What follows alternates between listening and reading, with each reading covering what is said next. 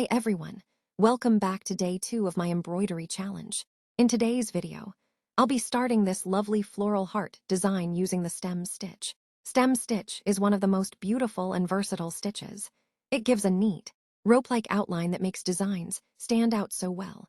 In part 1, I'll show you how to carefully outline the heart shape and begin decorating it with shades of pink.